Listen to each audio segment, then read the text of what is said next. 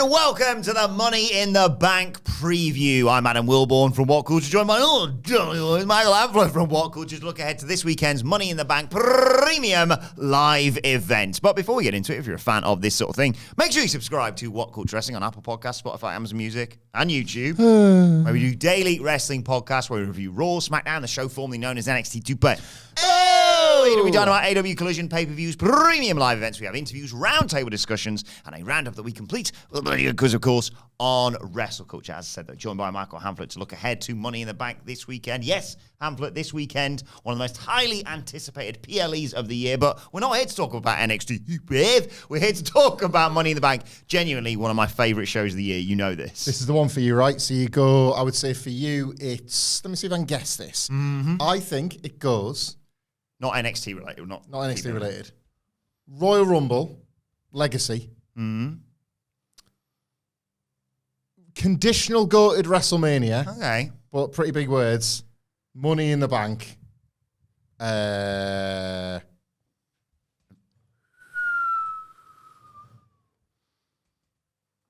Double or Nothing. We've had our fun. Yeah, I'd say Money in the Bank sits third. It does or sit third. Second if the WrestleMania card doesn't come together in a way you like or is in Vegas. No, I like WrestleMania because it means I get to go on holiday. So WrestleMania first, Royal Rumble second, Money in the Bank third. Mania first? I didn't know about this. Yeah. Well, to be like, depends. If when we go to the Royal Rumble next year, maybe it'll change position. But, Money in the Bank's kind of become Big Five, hasn't it? At this point, Big Four became Big Five with Money in the Bank. I've grown to really like Survivor Series. For a while, Survivor Series just felt like a chore. Well, this is it. So mine would probably go SummerSlam. Truthfully, Money in the Bank, Royal Rumble, similarly because I've been able to attend a couple of WrestleManias in recent years. Then probably Survivor Series 2023. So that's probably my Big Five. We've done some silliness now. One of the reasons we're doing some silliness, cards on the table, we have just done a predictions video on this very card for the WhatCulture main channel. But why I'm just as happy to sit down and do this long form thing is because Money in the Bank, despite it kind of being a product of the Vince McMahon, more, have everything. Yeah. We've run out of ideas, so why don't we just hold this on a pay-per-view? Why? Yeah, because it used to be on Mania, of course. Yeah, there is at this point, this Money in the Bank is back in this new strange space where for years, the gimmick felt overexposed, a lot of matches felt overexposed, cash-ins were starting to lose their luster. Yeah. They weren't necessarily, not just thinking of the person with the briefcase, but then thinking of what happens when that person cashes in. Both were failing. Everything was failing. Everything stunk, right? But every aspect of it had kind of been diluted. And I didn't like it when it used to just be loads of former world champions. I like the look of this, that a lot of the people, if not all of the people, haven't held world titles. And that's it, right? It feels like they have rehabilitated and repaired every aspect of Money in the Bank. Right down to when Triple H first got the keys in 2022, his first job was to be like, Austin Theory. He looked upon the Wikipedia page for the Money in the Bank briefcase holders, and he went, there's poo in there! And he was pointing Austin Theory's name. So he dealt with that little problem straight away. And ever since then, if you look at his kind of first real crack at Money in the Bank, it was 2023. It was an all-timer night for us personally. Oh, my God. That was my last night out of freedom before Eric arrived, of course. Indeed. We did the live stream, of course. It was, in my opinion... On our time, of course, so we could go out afterwards. Yeah. It was class. It was, in my opinion, up until basically SmackDown 2 weeks ago, the creative peak of the Bloodline story, because Roman got pinned by the Usos for the first time. In a great match that didn't have any lulls. And the rest, the whole card was absolutely hot as balls from the O2 in England. John Cena made that surprise return. Yeah. Promised WrestleMania. Indeed. It was just... Where is it, John? Where is it, mate? It was one of those nights... Not yet. We like going away. You had the amazing finish with Io Sky cuffing Bayley and Becky Lynch. And the symbolism of that of being look, the horsewoman's time is starting to pass. We are climbing above you guys now. Just one of those nights where there was real, sort of magic in the air. And it was it's his first go at this, and he's nailing it. Because he hasn't nailed, the Rumble, not really figured that out yet, I think. He nailed Money in the Bank night one. And I would argue in both cases, both cases, in every sense of the word, both cash-ins, really impactful, super effective. Great stories told with the case, great stories told after the champions cashed in. In one case, one still exists on this card. Lots of reasons to think that this little crop of wrestlers that he's put in as kind of newcomers to the scene, with one exception, will do really cool things with the case when they've got it. it's a show that can be fun on the night while also building potentially a minimum of 1 year of stories afterwards. Yeah, that's why I like Money in the Bank so much, because it's effectively a Royal Rumble win. Well, it should be. Without the definitive, this is when they'll fight and this is who they're probably going to fight. He had to lift it out of the bin. Yeah. That's what I'm saying, like everything else. That reminds me, actually, yesterday, whilst I was waiting for the WrestleMania XL documentary to drop, I was just scrolling through like YouTube shorts or Instagram reels, and they did they go around and ask WWE superstars a question. And they said, if you could cash in the Money in the Bank briefcase on anything, what would you cash it in on? And so like Chelsea Green's like all the latest Louis Vuitton stuff or whatever. And Austin Theory literally said, definitely not the US title. Good banter from him. What would you? Anything. I did like the New Day's answer, because Xavier Woods, this is a bit like when people say, I wish I had a time machine. Xavier Woods said, I'd like to cash it in on a winning lottery ticket. And Kofi went, or just money. You can just say, I'll be, Bill Gates' money, thank you very much. It's a little bit, I wish for 3 more wishes. Yeah. But you do sort of need stipulations to make this work, don't you? Yeah. So I would take, because I was thinking of that. I went just like endless money. Because like at first I was thinking, I'd cash it in on like a trip to America. And it's like, hang on, one. And be greedy. Go to America 12 times, and it's like, wait a second, like, and because it's you, Hamflett, you're thinking just a nice simple seat on an economy flight. Yeah, like, a solid 15 hours to Vegas, please. It's like no, one stopover. Yeah, exactly. No, think bigger, but like don't go as daft as like all the money in the world for everything. I'll try and be rational about it. I would cash in on try and be rational on owning a private plane. Okay, and 50. Accommodations, 1 per state, and I'll be reasonable. Okay. So I want 50 lodgings, 1 per state, and access to a plane whenever I need it. But I'll be fair. If I get to the state and where I want is somewhere else in the state, like Texas is as big as 5 of our countries, and so I might get it in San Antonio, and I might want to visit Dallas. So I will accept that I might have to get the Greyhound bus. It's like, sir, don't you have your own private plane and like 50 houses? Yes, but I made a very rational choice with the magic wish. I've got to be back for work. Yeah, that's it. I've still got my job. So yeah, I've got a lot of freedom, but I've also had to like maintain my own life. Yeah, I like that. Well, let's talk about this. Let's talk about like sort of the ultimate Money in the Bank for us in real life. There is a lottery scratch card. I don't play the lottery all the time, the lotto. And we have scratch and wins, as our American listeners might. Not to be confused with scratch and sniff. No. Yeah. There's like ones where you can obviously win 1 million, win whatever. There's a one, and I love it because it's like, that's the life I want, I think. It's like where you're like, 10 grand a month till you're dead. Yes. Or whatever. It's something like that. Oh, yeah. Like, could you quit your job? I mean, you could, but why put yourself under extra financial pressure? Would you just be like comfortable forever? Could you just always get the rounds in? Like just buy your mates pints all the time, basically. Hamflett's coming out. That's just like a free night. How's he doing it? I don't know. That YouTube content must be paying well. And I'm thinking, could always pay better, bosses, am I right? Like, but yeah, like 10 grand a month. Yeah. You'd get your mortgage settled relatively quickly. Set for life, I think it's called. Is that what it is? Yeah. Not sponsoring us, but. Well, it could be. Wouldn't it be great? Cross those fingers. It could be you. Was that just Josh Pugh? Like, set for life. I would want that one. Because I would want to live my normal life. I don't want to be this guy right here, microphone. I don't want to live like a king. No. You know, I've seen you walk the streets over WrestleMania weekend. I don't need that kind of fame. It's a lot of pressure. I'll just take set for life, thanks very much. What would your sort of like... What's Little Cook doing here? What's your realistic... Money in the Bank cash in on?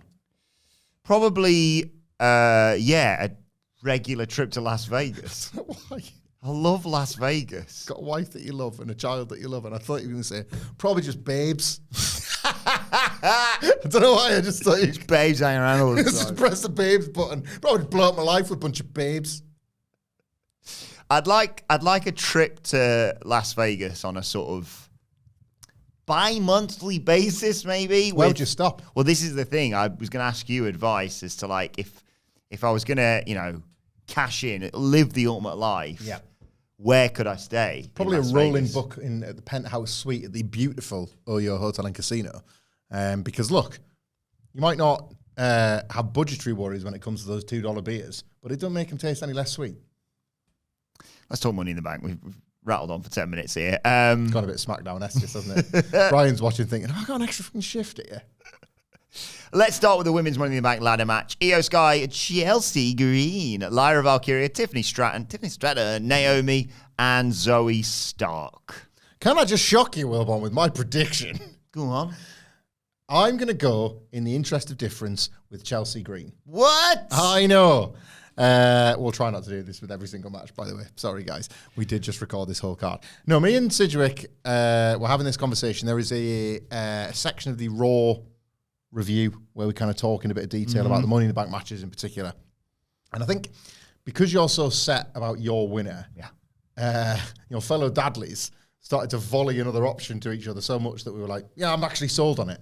Chelsea Green in Canada, wearing green, and it's in her name.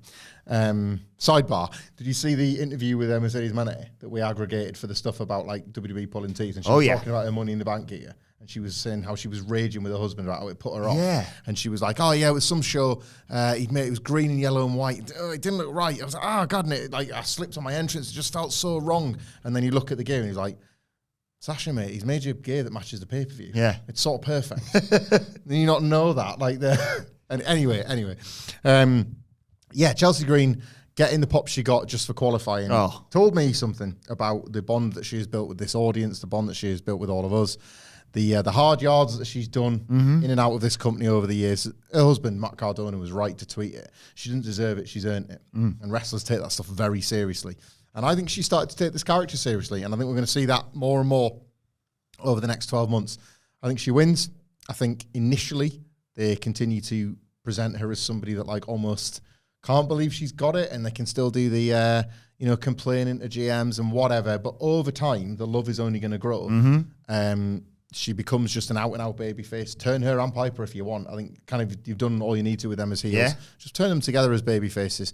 And then who knows, a year from now, whoever's champion, create that moment. Like, I like the fact it always runs quite far past Mania now, because otherwise, you're like, if it's a certain person, no, not necessarily Chelsea Green, or Damien Priest or whoever in the past, but certain people, you were always like, well, they're not going to cash it in between January and April, are they? So... So it just would muddy the waters. I've started to think about how nice it'll be to have Chelsea Green cash in and become women's champion. So yeah, I'm going to go with. I'm going heart over head because in my head it's the same winner as you two. Yeah, I love Chelsea Green, but this ain't happening. Io Sky won it last year, obviously. Lyra Valkyria is an outside shot because she lives outside a bit as a bird. A bit like. Not quite the same, but a bit like Bron Breakker and a few others, and Tiffany Strand, I suppose. She's one of those people who's come up from NXT and immediately had big things to do. It's gone well, hasn't it? Yeah, and so it could be one of those ones. You know what? Let's give her the briefcase. We're not going to use it now, but in 6 months, maybe we'll revisit this. Maybe Becky will be champion. We can do something with that. I don't know. Yeah. But Naomi's a real outside contender, but also... for storyline reasons. Yeah, but as a catalyst for her to be like, I'm going to cash in on an injured champion. And you're like, oh, that was a bit out of order, Naomi. Bit stiff on Bayley, that. Yeah. I don't think that's going to happen. Glowing briefcase. Exactly. Zoe Stark. No. I really like Zoe. I think she's been great. Obviously, she's had a real push over the last year, putting big matches, big storylines. She ain't winning Money in the Bank, unfortunately. No, but she'll do some awesome stuff in the match, no doubt.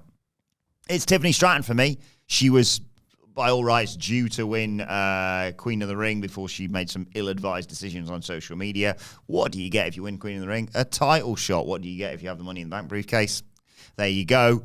And I've talked many a time about how you've got this new sort of friendship, if not you scratch my back, I'll scratch yours thing developing between Queen Nia and Princess Tiffany and Pink Briefcase, her... Nia potentially beating Bayley at SummerSlam, or even as an insurance policy, Tiffany being there. I don't know. Tiffany's going to be world champion before 2024's out, and this is just the most straightforward way to get there. Yes, she could sometimes you need the briefcase to give a title shot to someone who'd never normally get it, and Tiffany would, even if she doesn't do anything at Money in the Bank. But it just feels like, and she, again, could hold it to June of next year if need be. Yep. You could even have her do the Seth Rollins challenging for the title whilst also having the briefcase if you wanted. But yeah, I can't see past her in this match. We went this, cuts a little bit into the men's one as well. We went too many years forgetting that the briefcase lasts a year. Like the reason, one of the reasons why this was devised as a concept all those years ago by Chris Jericho and whoever was that, yes, you're going to have people that want the golden ticket, full stop, a perfect opportunity. But when it became clear that it was a vehicle to push people, it seemed like, it has to be somebody that's getting pushed right now. And then what would happen is, because they've got the case, the person that was getting pushed suddenly gets beat every week. Yeah. That needed reversing. Yeah. And now we're in a position where the person that wins doesn't need to be the hottest wrestler in the company right now. They can be. I'm certainly calling for one in the men's one. They can be the hottest wrestler in the world right now. But the man/woman can make the case. The case can make the man/woman. It's a year. It's a long old time. And the longer they hold those cases, as evidenced with Damian Priest, the bigger the reaction will be when they finally cash it in and make their mark. Cash it in on a world champion. Speaking of world champions, Cody Rhodes is in that 6-man, at least for now, tag match alongside Randy Orton and Kevin Owens taking over the Bloodline. Right now, at least according to Wikipedia, it says any 3 of Solo Sikoa, Tama Tonga, Tonga Loa, and Jacob Fatu. Yeah, it's a real thigh rubber, this one, isn't it? Like, it's we will probably touch upon this in the SmackDown preview about how this match could change shape or indeed take shape. But let's just say, for argument's sake, as we're previewing this on the Thursday, that it is a 3-on-3. It almost makes narrative sense to not really reveal who the 3 are going to be, doesn't it? From a strategic point of view, the Bloodline shouldn't reveal their hand. Like just, the baby faces are so brave and strong that they'll take on any 3 of us, will they? And then you've still got the one-man advantage. The catch clause, greatness echoes greatness. Indeed. NXT viewers will know. Well, very similar stables, no quarter catch crew in the Bloodline. I think you have a real opportunity here to give people everything while also giving them nothing. If you're going to do a 3-on-3, just have Jacob Fatu patrol the ring the entire match. Just laugh. Get the step counter in his pocket and just walk around like, they've said about the sort of, you've let like an animal loose in the building and there he is patrolling. So every time he's walking past the baby face, like, oh, away. And he's like, no, you need to be scared. You need to be worried. At any given moment, I'm going to kick your ass. Circling the ring, whole time. Of course, when it all breaks down, he's the difference maker. You've nailed a pretty cool finish for this. And yeah, they have a baby face in Randy Orton who is prime for getting pinned. Yeah. You have I'll say this, Randy Orton becoming one of my favourite wrestlers was not on my 2024 bingo card. But what you have to remember, even if you still think he's boring and rubbish, is that... his arms. Well, indeed. Even if you still think he's boring and rubbish, a pin on him is a big deal. Yeah. And it only gets bigger. Melo's ego's been inflated because he's... Yeah. I've pinned Randy Orton. Gunther, won his title shot for SummerSlam by defeating Randy Orton, even though it was disputed enough to one day go back to it. Orton's laying down a bit at the moment because he seems to know exactly where his booking is headed. And what we mean by that is, of course, when you are about to turn, you can take as many defeats as you need because, look, he's done it twice now. Once at Clash at the Castle and once in pretty excellent fashion in that kind of, I wanted to defend my WWE title tonight. And Orton went, so we're pretty much there with that one whenever they choose to get to it. So, Randy Orton taking the pin from a member of the Bloodline. Not Jacob Fatu, who I believe you save his first match officially, unless there's a 4-on-4. Check out the SmackDown preview for how that could be. That'd be a hell of a go-home episode before SummerSlam for Cody to face Fatu before he faces Solo Sikoa. Mirroring, because if you recall, before WrestleMania 39, he faced Solo Sikoa before Roman Reigns. It's that idea of the tribal chief sending in the enforcer. That's good, yeah. I was just thinking there as you were talking about Jacob Fatu patrolling the ring, and I was thinking, well, no one really jumps the barricade anymore, obviously, and certainly they wouldn't if you've seen his... Was it MLW, that clip? God, yeah. There's been a lot of, pitch invaders at the Euros. WWE could loan him out for a couple of days. No one's running on that bitch if Jacob Fatu's knocking about. I've thought of a backstage segment they could do as well. Go on. Right? This might sound a little bit dry, but go with me on this one. Let's say... obviously he's the enforcer now. He's got all the riches that come with joining the Bloodline. I remember him and he used to say, like, there's a steak or sushi on the plane. Take your pick. That's happened. But the new Bloodline are more dessert guys. They enjoy like a cheesecake. Okay. Sort of, whatever. And anyway, sure enough, some idiot babyface has just walked past the locker room and not realised it's the Bloodlines and has seen all these cakes laid out. Oh, no. And they're like, I'm going to have some of this cake. Oh, I might pour some of that on it. And somebody walks in and says, oh, that's Jacob's cream. And what's Jacob? Fatu? Crackers. Good stuff. We could maybe tie that into some SmackDown coverage, couldn't we? Jacob Fatu's not in the match, but he's the enforcer. Randy Orton hits an RKO with all the shenanigans going on. Maybe after the other two have hit their finisher on someone, or maybe just when they've got into it with people on the outside. And when you hit an RKO, you're generally laying on the ground immediately afterwards it hits. And Jacob Fatu has used this opportunity to hit a huge headbutt on Randy Orton, who stumbles to his feet and immediately gets Samoan spiked by Solo. Love that finish. 1, 2, 3, and he's basically punched his ticket for the big match at SummerSlam. They shoot it in that way where somebody flies as if from space. Like, where do you come from on the top row? But he basically, would need to start jumping as Randy's hooking the neck of the other person. Psychologically in kayfabe, because they're all doing the finishes in the middle of the ring, it could be Jacob attempting to break them all up at the same time. Yeah, we'll go for that. Right, let's talk about Sami Zayn and Bron Breakker next. Intercontinental Championship up for grabs. We differ on this one, don't we? We do. I'm sort of throwing it back a little bit here, something that WWE would have done all the time and not given a single but things are different now. I think this is going to go to a DQ or a count out, or it's going to be thrown out somehow. But Sami Zayn's going to take a kick in the meantime. Bron Breakker Intercontinental Champion is absolutely the move. It is. But this is, it's hot. And I think it can get hotter. And I say that with ambition, not with dread, not with fear, not with the days of, again, a rematch, a screwy finish. None of those things. No. Just balls out action. Sami Zayn absorbing, enduring, surviving everything that Bron Breakker has to offer, to the point where Bron gets more annoyed and he's like, right, you know this then. And he throws him at the stairs and he's doing the thing where he's run around the ring and and the referee's like, Bron, you need to chill out, mate. We've seen Bron Breakker before crush people's skulls with the steel stairs. Mm-hmm. He's not immune to going too far with his powers. What about if he does that, that flying thing onto the table he started doing? But this time it breaks the table. And Sami just ends up getting counted out because they cannot, Bron can't even pick him up because he's such dead weight, something like that. Sheer bloody-minded violence, and Sami Zayn's refusal to say die takes you to a rematch down the line because you're in Canada and they've just managed to get the most heat on one of the folk heroes for the night. Maybe even because he's in the building and he's already wrestled in the multi-man. We see Kevin Owens come out. Like, leave it. Enough. My guy's out. Enough. And I was like, I want the title. You have to wait another time. Just something like that. Yeah, I could see that happening. The more you talk about this, the more I think that's quite feasible. Still so hot in it. They've got a 3-week build. This is kicked ass. And I might have come up with a way to do it and still have the fans be happy, which is because you don't want a DQ.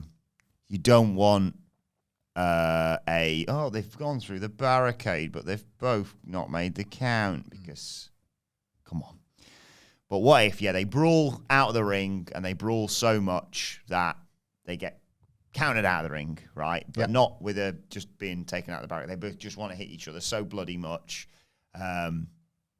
But because you need a spot to be like, the fans be like, oh, we got that at least. Right, yeah. I was looking at the Scotiabank Arena. The what? The Scotiabank Arena, a.k.a. Scotia Wank Arena in Toronto. And Wikipedia tells me it is also the home of the Toronto Marlies, the Toronto Maple Leafs, and, crucially, the Toronto Raptors NBA team. Okay. I just thought, what if he spears him through the backboard of a basketball thing that's just propped up somewhere? I love it. I thought you were going to make some sort of Velociraptor joke because he's got such velocity. Velocity Raptor. Either that or, as I've mentioned to you, just put the title on Bron. Yeah, I'm not against it. It's committed booking, and like this push has been nothing if not committed to Bron. He has given them every reason. God, what a different company this is. Do you remember when they would just push a monster? Like, is he any good at anything? No. Like Lars Sullivan, any redeeming features? Not a one. But we're pushing him anyway. Like you're pushing Bron Breakker, strap the rocket to this guy. What does he offer? Oh, everything. Yeah. Like this is just it's better. It's just better. What a better time. I think you might leave with the IC title, Not against it. Not against it. That's another way to get the heat, isn't it? Yeah, I was going to say, a hell of a reaction in Canada. Right, 2 matches left to preview. What are we doing here? Okay. I think the way I'd like this to go is the way we're going to do it. We have no knowledge as to what the matches, the order of the matches is. But we're going to talk about the men's Money in the Bank ladder match first. Okay. Jey Uso. Yeet. Versus Carmelo Hayes versus Andrade versus Chad Gable versus Drew McIntyre versus L.A. Knight. Yeah. Go on, give us your Jey Uso idea one more time because I love this. Sorry, everybody. Right, I will keep it short now because especially if you're watching this podcast, you've heard it on plenty of others. I heard it elsewhere at least. Jey Uso wins Money in the Bank because at the moment he's kind of a man that is too good to not be a champion on Raw. Otherwise, he's just going to be kind of finally pigeonholed as a loser. Triple H said it as much on the WrestleMania documentary, which you can watch our instant sort of reaction review of also on YouTube, about Cody Rhodes, about how I kind of have to give him the Rumble because people are going to stop buying him. I think you kind of have to give Jey Uso a big win. Otherwise, as amazing as he is, as cool as he is, and as like just nice as he is as a babyface, there will come a point where, like I've said it a million times, fans back winners. And it's going to start feeling like he's too much of a loser as much as we adore him. Him winning this briefcase is the perfect way to give him a belt without giving him a belt because you're giving him, in theory, like a guaranteed belt without actually having to strap him up. Why? Because down the line, you're going to want to get the Usos back in the tag title picture. How? With the briefcase, with Jey Uso looking at the landscape and thinking, all I wanted was to be a singles guy. And then he looks at Jimmy and then he looks at his reunited family and he goes, I don't need singles glory. I've got what I need right here. And they win the tag belts, hopefully against like the Guerrillas of Destiny or a Bloodline combo. Yes, yeah. And it's just nice. And him with the briefcase, him with the yeet case has been such a integral part of the market. So much merch money from that. Oh my, a yeet case. Can you even imagine? I've set it 2 handles on it. And he adds it to his pose. Like that. And you got like people in the crowds and accidentally concussing each other with their yeet case. Yeah, because they got yeet foam hands now, I think, haven't they? Oh, they're class as well, yeah. He's been pulling it down since day one.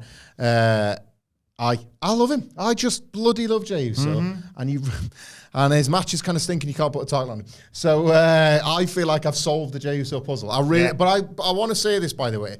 I was kind of pitching this. I was kind of the first guy straight after WrestleMania. Yeah. It hit me there that like, I don't care that these suck, but they suck. This is the answer. It hit me then, this is the answer, and I maintain that is true, and not just because of the cool stories you can tell. Yeah, I think, people will moan and say, him and people like LA Knight are just catchphrases, but when people want to do it that much, does it really matter? Like Adam Blair. LA Knight's kind of put it together a bit later. Yeah. I think it's, But like yes, Adam Blair was saying to us the other day, he went to MSG, and he was still, he was there at Mania. Uh-huh. He was still loving being part of however many thousands of people doing the yeet. It's the first video I show people when they ask me about WrestleMania. I'm like, look at this. Look at this. It's bloody freezing, but look at this. Second to third's the spear off the stage. Yeah. Like that was great watching that again on the documentary, by the way. Go for it and lead us into the main event. As I said, I think there's genuinely an argument for every single person in this match. And how many years could you genuinely say that for Money in the Bank? There's a lot of times where you were like, I love Cesaro, but this time's gone, hasn't it? I'll say this. It's opened the door, and people are like, I was going to say people enjoy our SmackDown coverage. I don't think there is anyone. People that watch our SmackDown coverage put up with will know that we have really kind of fallen back in love, I would say, with Carmelo Hayes after a kind of iffy end to his time on NXT. Yeah. He's kind of found a bit of a new voice, hasn't he, on SmackDown? His arrogance is... It's still misplaced, He's but so overconfident. Yeah, but now for good reasons. Like the misplaced arrogance on NXT was like, man, you haven't been him for a while. Whereas now it's like, you're not him, arsehole. And the tone has completely changed. I think it's made the place for that to come off. So do you go complete underdog or do you go overdog in Drew McIntyre calling a shot and seeing it through. Look, 2 years ago, I was just looking at the old Money in the Banks. Forgot Austin Theory was just called Theory at the time. Jesus. God, yeah. Theory, Drew. His music was still A-Town Down. Well, that's 'cause 8 people in the men's Money in the Bank ladder match. 4 of them have one name. Like 2022. Seal. Can I guess? 2022. Yeah, go on. Theory. I'm Riddle. Bingo! One name. That's actually thrown me off a little bit. I was going to go. name? One name. I was going to go into a few What different. are you? Other directions there. I am McLovin. 2022 mid-card / I guarantee, I'm feeling there's one name on here. There's no shot you get. Seth freaking Rollins. Bingo! Bingo. Drew McIntyre. Bingo! 8. So you got what, 4 more? 4 more. 2022. So who's the world champion? Roman Reigns. And he's kind of beaten most people. Oh, it was Liv Morgan's cash in.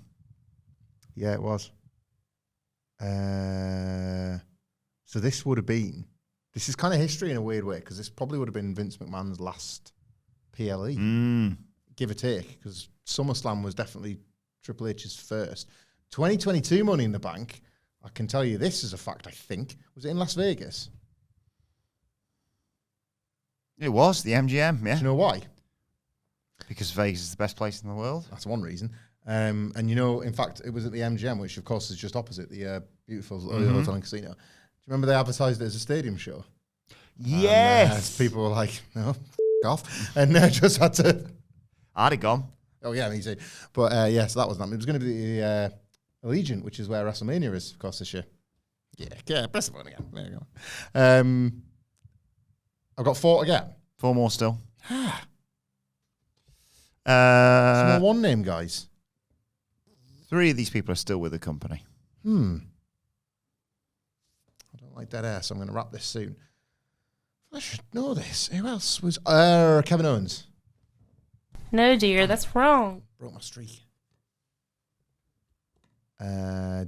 Was Zayn in it this year? Because you were always pitching. Bingo! As a potential like spoiler to help Roman Reigns. Different time. Who's in there? I'll get it for you, Tribal Chief. And you won't have to worry about me. There's an obvious one-person name who just was in a qualifier, literally on Monday. Sheamus. Bingo! Man, we met WrestleMania 38 weekend backstage at Wale Mania. Very big man. Jonathan Gresham. Omos. Bingo! Unsurprisingly, the one name I thought you wouldn't guess, you is the last one you haven't got yet. Oh, okay. Still with the company? No. Oh. Not sure he would have found that as funny as he used to find things. Oh. You questioning Medkip? Bingo! Nice fella. Yeah. Really nice. Met him once. Nice fella. Hope he's well. Like Madcap Moss. But like they all aren't contenders, let's be honest with that one. 2023, you had Damian Priest, obviously. Yep. Butch, again, love Pete Dunne, but he was never winning. It was the home country thing, yeah. LA Knight, yeah. Logan Paul, the GOAT. WWE Prime, hang on 1 second. Oh my God. They're both great, give them to your kids. Ricochet, Santos Escobar, and a man who I really enjoy, but was never... as the longest shot out of all of them, Shinsuke Nakamura. Yeah. LA Knight, just on that, to go back to your point about how kind of like there's a cut-off merchant for every single wrestler apart from Carmelo Hayes. Yes. Vince McMahon wouldn't have cared about this. Triple H might. LA Knight, despite having a program with Logan Paul good to go, despite being somebody that could absolutely work his way back up to title contention the old-fashioned way, having tried it maybe a bit too early with Roman, and he's gone again, mid-card belt to, Triple H might fancy it with LA Knight because it's like you cannot lose it twice. Yeah. You were in it last year. If you don't win it this year, you kind of, some people might perceive that to be... the US title as well. Yeah, some people might perceive that to be zero progression. Not us, but some people might. And he could use it for the US title, like Theory did. Yeah. So maybe, I don't know what the odds are on I these think sort of Logan things. Paul takes him out. Probably, but I don't know. I think Home Alone. He goes to climb a ladder and he's poured prime all over the steps of this specific ladder. Love it. And on the other side, and you say the ladder like Home Alone. There's some nails stuck up, and he's heated up the top of the ladder. Ah!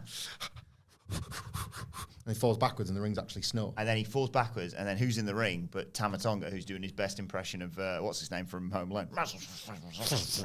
Brilliant. And then he goes to climb to the briefcase and he puts his hand on it. He's like, a massive spider. It's covered in oil as well. What? Yeah, I think Logan Paul takes out LA Knight. Goes to get the briefcase, but I can't reach it. Why? It's because it's swinging back and it's a paint can. Yeah, there's an argument to be made, like you say. Wyatt Six take out Chad Gable. Santos takes out Andrade because he won't join him or whatever. Whether it's Wyatt Six or Bloodline or Jimmy or whatever, takes out Jay. Punk obviously takes out Drew. Mello's like, great. Thanks very much, guys. Yeah. I don't think that's going to happen. Here's a final pitch that I haven't actually said on a podcast. Oh. What if, guys, there we have it. Chris Jericho. No, thank you. I invented this one, actually. Thanks, guys. The worst jump ever. Yeah. So there it is. Braun Breaker is your new Intercontinental Champion. Coming up next, though, ahead of our main event for the world title, it's the Money in the Bank. Sorry, I'm just getting word backstage. Cut the cameras back there. Someone has laid out Chad Gable. It's the Wyatt Six. They've attacked him before, and there's a lantern or some spooky smoke or whatever. He's not in the match. And they go, but no, we promised 6 people in it. You boy, out you go. Me? CM Punk is in Money in the Bank. You know what I thought you were going to do there? What? I thought you were going to, work me, bro. You were like, I haven't actually mentioned this in the podcast about Money in the Bank. I've mentioned it for the last 3 years on podcasts. It's Sami Zayn. He's just lost the IC title, yeah. Yeah, the Punk. Our good friend Ibu has been pitching. I think he's terrified about Punk in a ladder match. Welcome back, Punk. Glad you got over your injury. Anyway, into the ladder match you go. I don't think it's a smart move to put him in there, but imagine Drew being like, I want to beat everybody. What the bloody hell are you doing here, you clown? Because he had blood around his mouth. The way to book that, if you're going to do it, by the way, is to take one of the all-time worst Money in the Bank finishes ever and, everything else Punk and Drew has done, make it magic. Brock Mustafa Ali. To have Drew as, clear path, as good as one hand on the briefcase. Nothing. Nobody's stupid anymore. Nothing can shock him into not going for the briefcase until the psh, psh, and then he's get the French version of his song. Look dans my eyes, what do you see? Le bank dans le money. They're not in Montreal. I don't care. They've done it in bloody London, mate. It's true. It's the music. Bank doesn't rhyme. And Drew's like, what the but he's not stupid as to just stand there for ages. He's about to dismount the ladder. He's looking down the aisle. He's like, right, I'm ready. If you're not going to scream me this time, Punk comes out of the crowd, tips him off the ladder, in the the sort of the scummy swift, slams out the ladder, immediately goes to deck him. The two of them are brawling down the aisle, and that's you don't even. I thought you were going to say you had the sticky ladder from the Logan Paul spot earlier. The boots are stuck to the step. Oh, no, I gotta get off. I think Drew might win this, And that makes sense because where's Home Alone set? Chicago. So think about it. Not lost in New York, mate. So exactly, yes. How do they afford that house? Answer me that. Well, they're super rich and super neglectful. Okay, That's fair enough. You've got to be pretty wealthy and up your own arse to leave your kid behind, like David Cameron did. It's election day, everyone. Sorry. Former Prime Minister of the United Kingdom. He left his kid in a pub. Put his dick in a pig's mouth as well. People forget that. That happened. That's British politics for you, ladies and gentlemen. I'll go Drew McIntyre, Mr. Money in the Bank, and let's get to the main event, shall we? All right. Because, let's have a main event with the world title, but not that one. World Heavyweight Championship. Damian Priest versus Seth freaking Rollins. Last chance match, as it's been described here. If Priest wins, he retains the title, obviously, and Seth Rollins can't challenge for the title whilst Damian Priest is champion. If Rollins wins, he becomes the new champion, but also Priest must leave the Judgment Day. Well, I'm going to do what I think Damian Priest wins, and on we go. But let's treat this card as you've booked it and as we've sort of structured this podcast and say that Drew's got the briefcase, and all of a sudden, here we are. So here we are. More on that certainly on the SmackDown preview. Oh, yeah. But you have got the same three men as you had at the WrestleMania. Of course. You've got Damian Priest, you've got Seth Rollins, you've got Drew McIntyre, only this time the pieces are in slightly different places. So Drew McIntyre is calling a shot, but he's not going to do it straight away, is he? That would be stupid. He's either going to mock Seth Rollins and do his own haste of the century, buddy, how does it feel to happen to you? Or he's just going to wait for one man to win, and then he's going to pick up the scraps because it happened to him. He remembers the pain of it all, and he's going to like take what he feels is his. That would be badass, wouldn't it? If you do this sequence in the way we've done it, and he pulls down the briefcase and just pulls up a chair at ringside. He's like, that'd be amazing. cool as you like, just sitting there watching the match. Like, no, I'll wait. I don't need to stretch out. I'll wait. Right. So you're having the match there. I will wait. I will wait for you. My name is Drew. McIntyre and Sons, I don't know. Oh, whatever. Say goodbye. I'm glad we got to say goodbye to them because they stunk. Not a big Mumford and Sons. Mumford and Sons? There's nothing fun about mums. Like, mums are fine. Mumford and Sons not so great. Mumford and Sons. That's my daycare centre. Mumford and Sons. Go on. Can't bring your daughter. Sorry. Just Sons. Yeah, I hated them. Would you like them? It was very like uni band money. It was like, Right. it's fine. For you, yeah. I never. I'd probably been finished uni 15 years by the time you down got the uni. pit. Shut this racket off. I bloody hate Mumford and Sons. I was indifferent towards them, if I'm perfectly honest. I was. That's, you know what? You've really sort of hit upon something there because I remember going to a lot of weddings at that point where they were massive. And it was like, it was their DJs, not to attack, you know, some of your brethren, but a lot of have at it. a lot of DJs at that time felt that Mumford and Sons were perfect for the night do has started, but a lot of the night guests haven't arrived. So if you were at the whole day of the wedding, there's always that sweet spot where maybe it's a bit too light outside, maybe some of the booze and the food from the meal and the speeches has worn off, and you're either tired or sober. It's kind of like it's a real, and you kind of like when the lights start going down and like the night guests start arriving and the party comes back to life, and you know whatever. Bride and groom are in there, maybe comfy shoes or something. It's just, it kind of comes to life again, but there's definitely a bit of a lull period. And we're all okay with it. Weddings are lovely days.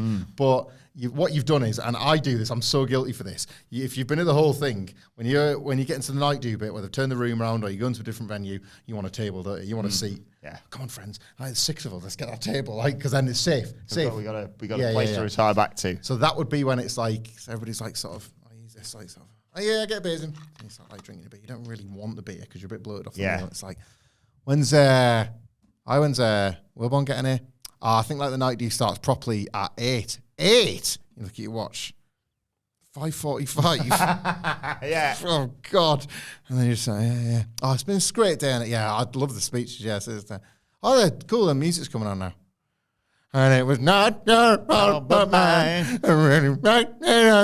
I've heard some horrible stuff about him. That's not me in the bit of the wedding. About Mumford and Sons.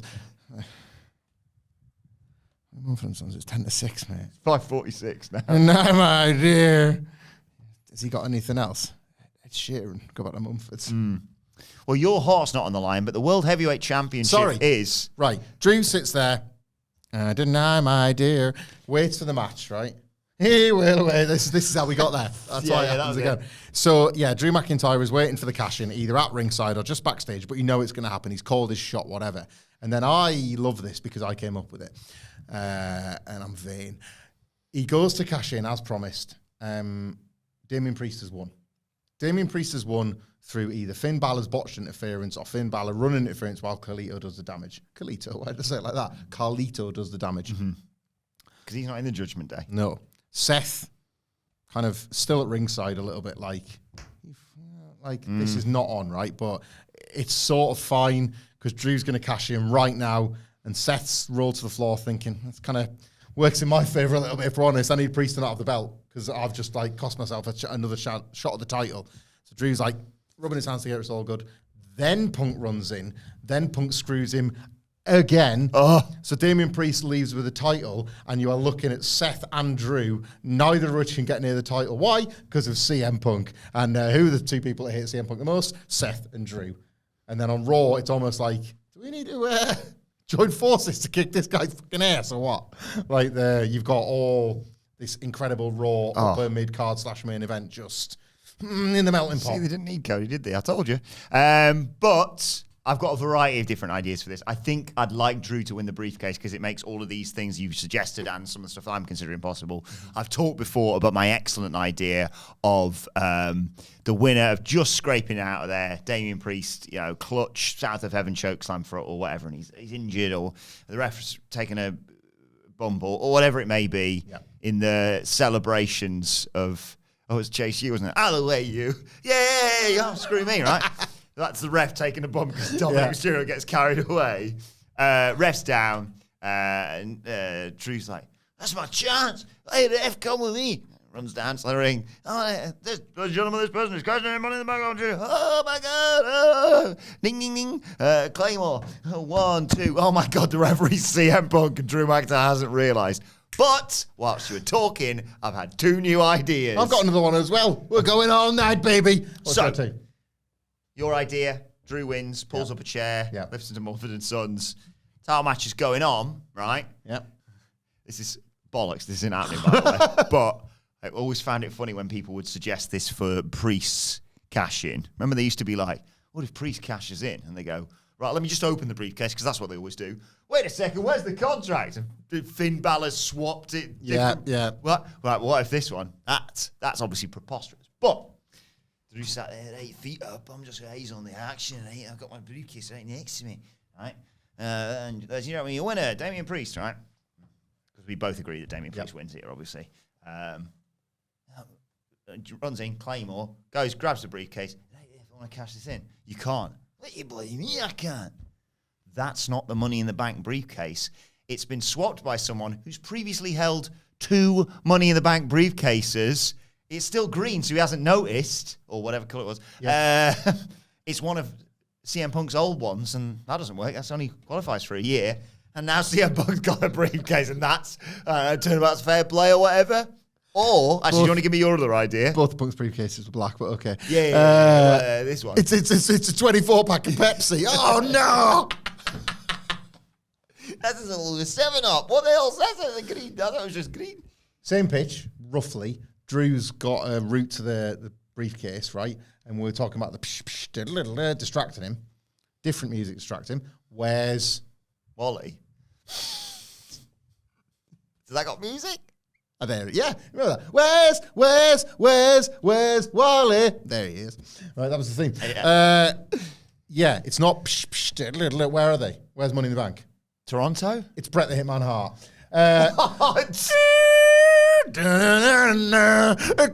Bret Hart. He's coming. Here. Oh God, it's Bret. Actually. Yeah, he's coming to avenge what happened to CM Punk. Hits them work punches that are still the best in the world ever. Drew McIntyre's like, oh Jesus, I've been copying your life. Bret's like, music is like New Jack, but it's Bret. He's punched in time.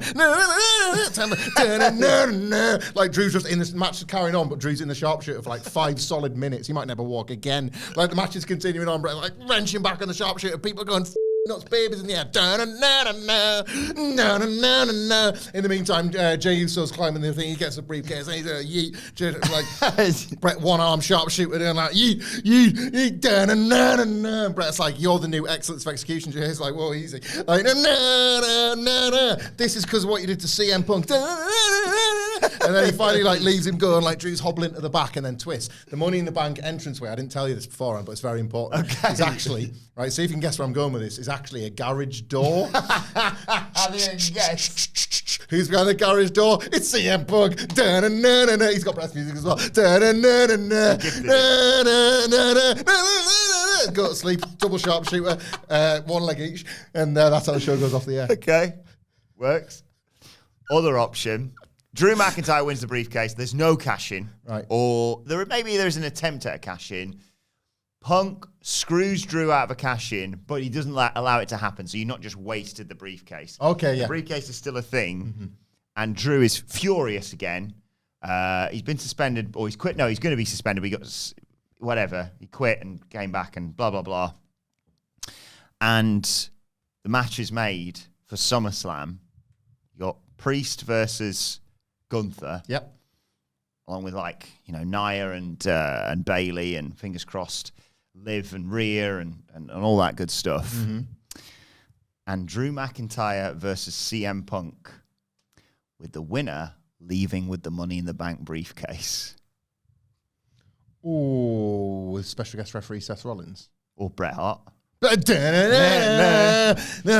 had a really long day. I do apologise. But let us know your thoughts, your predictions for Money in the Bank. I thought we were going to get silly on this one. This weekend. We've got a SmackDown preview to do that in a second. Let us know your thoughts in the comment section or on X at WhatCulture WWE. Well, actually, you can follow both of us. You can follow Michael Hamflett at... You can follow me at Adam Wilbourn. Follow us all at WhatCulture WWE. Make sure you subscribe to WhatCulture Wrestling, wherever you get your podcasts from, for daily wrestling podcasts. And enjoy Money in the Bank this weekend. We'll be back to review it next week, of course. But for now, it's been the Money in the Bank preview. My thanks to Hamflett, to Microphone. Thank you for joining us, and we will see you soon. His pitches were rubbish.